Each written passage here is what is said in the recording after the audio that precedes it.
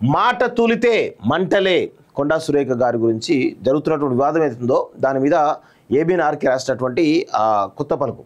So AP రాజకీయాల్లో నిన్నటి వరకు మనకు కనిపించినటువంటి జాడ్యం ఇప్పుడు తెలంగాణ రాజకీయాలకు విస్తరించింది. జగన్ అధికారంలో ఉన్నంత వరకు ఆయన పార్టీకి చెందినటువంటి కొంతమంది కాలకేయుల వలె చెలరేగిపోతూ వారు వీరు అన్న తేడా లేకుండా ఇళ్లలోని ఆడవాళ్ళను కూడా వదలకుండా శీల హననానికి పాల్పడేవారు. ఇప్పుడు ఈ సంస్కృతి తెలంగాణకు వ్యాపించింది. బీజేపీ ఎంపీ తన మెడలో నూలుదండ వేయడంపై జుగుప్సాకరంగా ట్రోలింగ్ చేయడాన్ని మంత్రి సురేఖ జీర్ణించుకోలేకపోవడంతో న్యాయం ఉంది. అయితే ఒక మహిళ ఉండి కూడా మరో మహిళను అనవసరమైనటువంటి వివాదంలోకి లాగి ఆమె తప్పు చేశారు. విలేకరుల సమావేశంలో తొలుత కన్నీరు పెట్టుకున్నప్పుడు ప్రజల్లో ఆమె పట్ల కూడా సానుభూతి ఏర్పడింది. ఆమె ఇంతవరకే పరిమితమై ఉంటే ఏ గొడవ ఉండేది కాదు. కేటీఆర్ తన స్వార్థంతో సినీ ప్రముఖుల జీవితాలతో ఆడుకున్నారని, ప్రముఖ హీరోయిన్ సమంత విడాకులు తీసుకోవాల్సి రావడానికి అతనే కారణమంటూ నాగార్జున కుటుంబాన్ని వివాదంలోకి లాగారు. దీంతో సినీ పరిశ్రమ మండిపడింది. సురేఖ కూడా తన వ్యాఖ్యలు ఉపసంహరించుకున్నారు. సో ఇక నాగార్జున ఎపిసోడ్ గురించి మీకు చెప్పాలండి. నాగార్జున ఇప్పుడు ఏంటంటే తన పరువు ఎక్కడైతే పరువు ఆల్రెడీ గంగలు కలిసిపోయింది. కేటీఆర్ గానికి అసలు పరువే లేదు వానికి. ఆ పరువు మొత్తం కూడా రాష్ట్రాంగం మొత్తం పోతే ఇప్పుడు ఈ సురేఖ చేసినటువంటి వ్యాఖ్యల వల్ల జాతీయ మీడియాలో వచ్చినటువంటి చర్చల వల్ల ఓహో ఈ కేటీఆర్ హీరోయిన్ల ఫోన్లను ట్యాపింగ్ చేసిండా, హీరోయిన్లకు అవకాశం లేకుండా చేసిండా అనేది ఒక దాంట్లో చాలా పెద్ద ఎత్తున చర్చ జరుగుతోంది. సో ఈ ఎపిసోడ్ వల్ల నాకు తెలిసి కొండా సురేఖకు కొంత ఇబ్బంది కలుగుతుండొచ్చు కాక, కానీ ఆమె ఆల్రెడీ ఇంకో 4 సంవత్సరాలు రాజకీయాలు ఉండే తర్వాత వాళ్ళ బిడ్డను వృద్ధించేటట్టే కనబడతా ఉంది. సో ఆమెకి ఎక్కడ ఇబ్బంది కలుగుతుంది? ఆమె నెక్స్ట్ టైం ఇంకా మేము మంత్రి పదవులు అనుభవించుందా లేకపోతే ముఖ్యమంత్రి పదవులు అనుభవించుందా? ఏది లేదు కదా. సో ఈ తరుణంలో ఎక్కువ డ్యామేజ్ కేటీఆర్కి జరిగింది జాతీయ వ్యాప్తంగా. ఇది అందరికీ కూడా గుర్తుపెట్టుకోవాలి. ఎందుకంటే కేటీఆర్ ఇంకా 20 సంవత్సరాలు రాజకీయాలు ఉంటాడు. సో కాబోయే ముఖ్యమంత్రిగా ప్రతిపక్ష నాయకుడిగా ఆయనను ప్రొజెక్ట్ చేసుకుంటా ఉన్నాడు. సో ఈ తరుణంలో సురేఖ చేసినటువంటి వ్యాఖ్యలు ఏవైతే ఉన్నాయో ఈరోజు 2 తెలుగు రాష్ట్రాలు కావచ్చు దేశవ్యాప్తంగా కూడా ఈరోజు సురేఖను టార్గెట్ చేస్తున్నప్పుడు కూడా దాని వెనకాల చర్చ అంతా కూడా ప్రజలు జరుగుతున్న చర్చ అంతా కూడా ఏంటి అంటే హీరోయిన్ల ఫోన్లను కేటీఆర్ ట్యాప్ చేసాడా, హీరోయిన్లను లొంగ తీసుకున్నాడా అనేటువంటి ఒక చర్చ చాలా బలంగా జరుగుతూ ఉన్నటువంటి విషయం ఒక్కసారి మనందరం కూడా గమనించాలి. సో అందుకే కొండా సురేఖకు పెద్ద వచ్చినటువంటి డ్యామేజ్ కానీ ఆమెకు వచ్చేటువంటి మైలేజ్ కానీ ఏమీ లేదు. దీనివల్ల కేవలం సరే కొంత తప్పు జరిగిందని తెలంగాణ సమాజం గుర్తించింది. మా అంటే 2-3 రోజులు ఉంటుంది ఈ విషయం. ఇంకొక వైపు నాగార్జున మీరు రాసి పెట్టుకోండి, ఇంకో కొన్ని రోజుల తర్వాత నాగార్జున ఏదైతే పర్మిషన్ దావా ఏదైతే ఉందో దాన్ని విత్డ్రా చేసుకుంటాడు. అందులో ఎలాంటి అనుమానం కూడా అక్కర్లేదు. ఎందుకంటే నాగార్జున కనుక ఈ కేసుని చాలా సీరియస్గా తీసుకొని ముందుకు పోతే నాగార్జున యొక్క ఆయన సినిమా ఇండస్ట్రీలో ఆయన చేసేటువంటి అక్రమాలు, అన్యాయాలు, అరాచకాలు అన్ని రకాలై అవన్నీ కూడా బయటకు వస్తాయి. ఆల్రెడీ ఒక కేసు ఎన్కరేషన్ మీద ఒక కేసు బుక్ అవుతుంది. సో తర్వాత ఇంకా చాలా కూడా బయటపడే అవకాశం ఉంది. ఈరోజు అన్నపూర్ణ స్టూడియోస్ ఉంది, అన్నపూర్ణ స్టూడియోస్ 7 acres ఉంది, అన్నపూర్ణ స్టూడియోస్ ఉంది, అన్నపూర్ణ స్టూడియోస్ 7 acres ఉంది, 2 ఉన్నాయి. ఈ రెండిట్లలో ఒకసారి కనుక కరెక్ట్గా ల్యాండ్ సర్వే చేస్తే కనుక దానిలో 30% ల్యాండ్ అంతా కూడా ఇది కాదు, ఆ 30% ల్యాండ్ అంతా కూడా కబ్జా చేసుకున్నాడు. సో అవన్నీ కూడా బయటపడతాయి, ఒక్కొక్కటి కూడా అన్నీ బయటపడతాయి.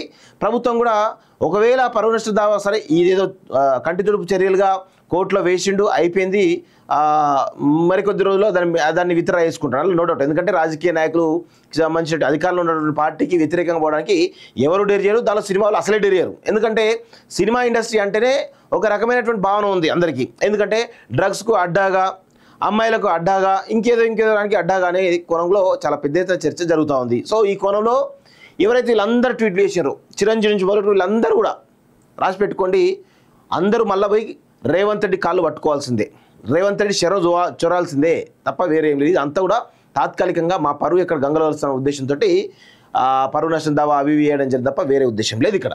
సో ఖచ్చితంగా నాగార్జున కూడా త్వరలో కేసు రిటర్న్ తీసుకోబోతున్నాడు, రాసి పెట్టుకో తీసుకుంటాడు కూడా, అలా నో డౌట్.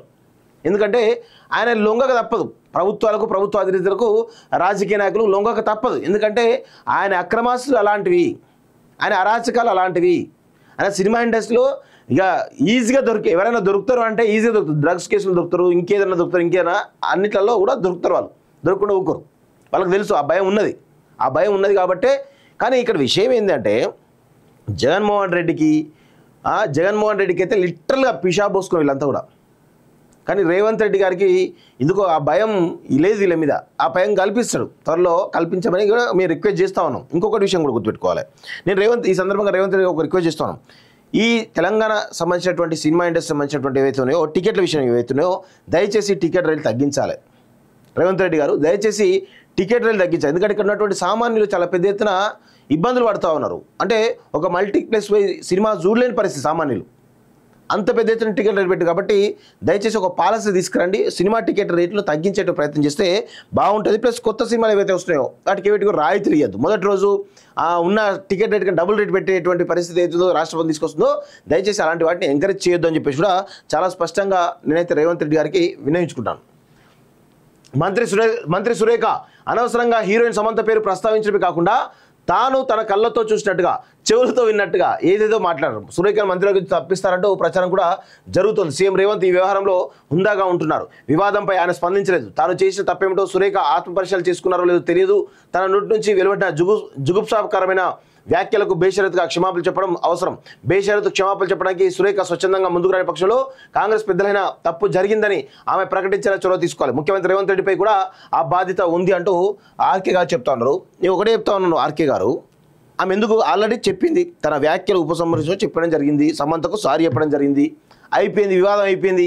మళ్ళీ ఆమె మీద పరువు నష్టం దావేస్తా అంటే ఆమె మళ్ళీ అన్నది అంటే బరాబర్ అంటే మీరు ఇష్టం వచ్చినట్టు పరువు నష్టం దావేస్తా అంటే ఊకుంటారు అనుకుంటున్నారు. ఇక్కడ తెలంగాణ సమాజం ఏం చేయదు, ఇష్టం వచ్చిన వీళ్ళంతా సౌమ్యులని అనుకుంటే పొరపాటు గుర్తుపెట్టుకోండి. మేము కూడా జగన్మోహన్ రెడ్డి కంటే ఇంకా అరాచకంగా ఉండడం కూడా అవకాశం ఉంటుందనే విషయం కూడా గుర్తుపెట్టుకోవాలి ఆర్కే గారు.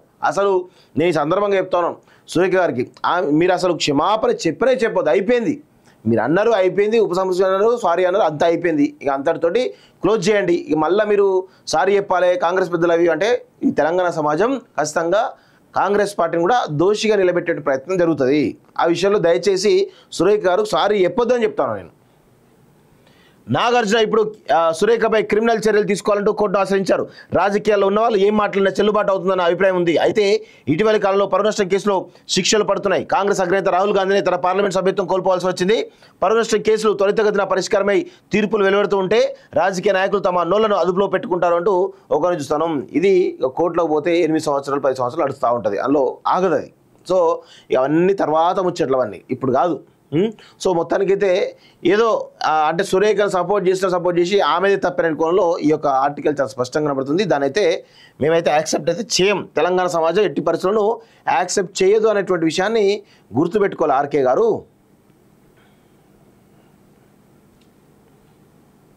ఎందుకంటే మీరు ఆంధ్రాకు సంబంధించిన దాంట్లో మీరు స్పష్టంగా ఉన్నట్టు అర్థమవుతుంది.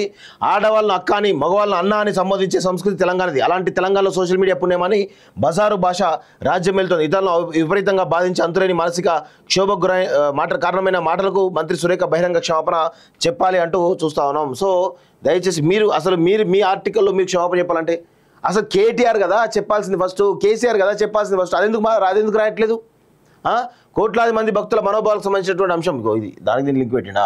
సో ఇక్కడ విషయం ఏంటి అంటే మాట జారింది ఎవరు, ఆమె పైన ఇష్టం వచ్చే ట్రోల్ చేసింది ఎవరు? బీఆర్ఎస్ పార్టీ వాళ్ళు కదా. మరి బీఆర్ఎస్ పార్టీ క్షమాపణ చెప్పాలి కదా. బీఆర్ఎస్ పార్టీ కేటీఆర్ హరీష్ రావు పోయి సురేఖ కాలు పట్టుకుని క్షమాపణ చెప్పాలి కదా ఫస్ట్. తర్వాత దీని సంగతి తర్వాత చూద్దాం. ఫస్ట్ వాళ్ళిద్దరు పోయి క్షమాపణ చెప్పాలి, సురేఖ కాలు మొక్కాలి. మొక్కితే అప్పుడు ఆ వివాదం ఏదో తెలుస్తుంది, బయటకు వస్తుంది. అంతేకాకుండా వాళ్ళు ఇష్టం వచ్చినట్టు ట్రోల్ చేసినప్పుడు మాత్రం ఏం లేదు. ఇప్పుడు ఏమో మాట్లాడితే మాత్రం ఇష్టం వచ్చినట్టు మాట్లాడతారా? ఇది కాదు కదా, ఇది కరెక్ట్ కాదని చెప్పేసి కూడా నేను ఆర్కే గారికి చెప్తా ఉన్నాను. తనకు ట్రోలింగ్ చేసిన సోషల్ మీడియా వ్యక్తుల వెనక కేటీఆర్ ఉన్నారన్నది కొండా సురేఖ అభిప్రాయం.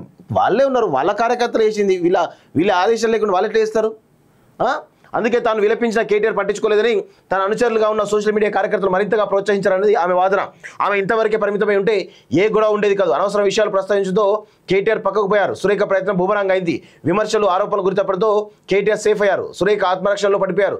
ఆలోచన లేకుండా ఆవేశం మాత్రమే ఉంటే ఇలాంటి అనర్థాలే జరుగుతాయి. ఇంతకు నోరు జారడం వల్ల సురేఖ ఏమి సాధించినట్టు? కేటీఆర్కు నష్టం చేయాలకు లాభం. కేటీఆర్కు నష్టం కాదు, గుర్తుపెట్టుకోండి, కేటీఆర్కు లాభం కాదు, నష్టమే జరిగింది. జాతీయ మీడియా ఇప్పటివరకు ఫోన్ ట్యాపింగ్, హీరోల ఫోన్ ట్యాపింగ్ అనేది తెలంగాణ అదేవిధంగా కొంత పాటు ఆంధ్రవరకు పరిమితం. కానీ ఈరోజు జాతీయ మీడియాలో కూడా ఇది చాలా పెద్ద ఎత్తున చర్చ జరుగుతుంది. ఆ విషయం ఎవరు గమనించట్లే. కేటీఆర్కు నష్టం చేయాలనుకుని లాభం చేశారు. తనను ట్రోల్ చేయడం వెనుక కేటీఆర్ ఉన్నారని మరింత బలంగా ప్రజల్లోకి తీసుకుని వెళ్ళి ఉంటే ఆమెకు కాంగ్రెస్ పార్టీకి ఎంతో కొంత ప్రయోజనం చేకూరేది. ఇప్పుడు ఉభయ భ్రష్టత్వం ఉన్నట్టుగా మా పరిస్థితి మారింది అంటూ చూస్తూ ఉన్నాం. సో ఏబిఎన్ ఆర్కే గారు చాలా స్పష్టంగా ఇక మరి ఎవరికి లాభం చేకూరినట్టు అర్థం కాదు కానీ మొత్తానికైతే కొంత లాభం చేకూరుస్తున్నట్టే అర్థమవుతా ఉంది.